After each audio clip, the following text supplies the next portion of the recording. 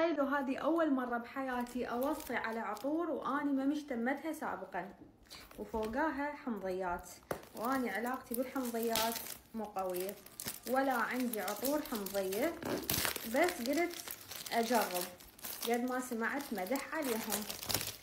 من إبراهيم القرشي، الكولينان دايموند ايريس، هو على خط النيشان، فريش، حمضيات، يحتاج بعد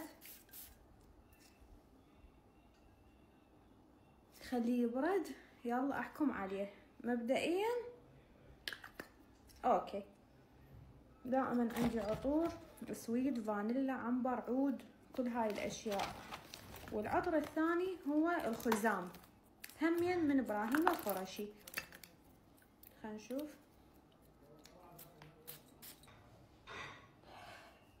حبيت.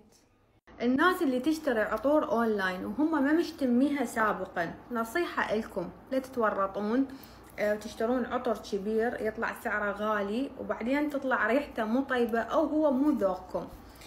كل العطور البراندات او اغلبها عندهم تيسترات صغيرة. مثلا هسه ابراهيم القرشي منزلين هذا الباكج مال التوباغو 9 عطور، كل عطر 20 مل صغار، حتى تنفع توزيعات وتنفع تتخلى بالجنطة. وهذه المجموعة مال الدايموند بيها ايضا 9 عطور، كل عطر 10 مل. اشتروهن او اي براند يعجبكم، اشتروا التيسترات مالتهم، استخدموها كم يوم، شوفوا تفاعلها ويا جسمكم، حبيتوها او لا.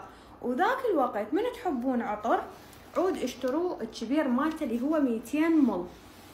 خلي اشوفكم مفضلاتي من المجموعة.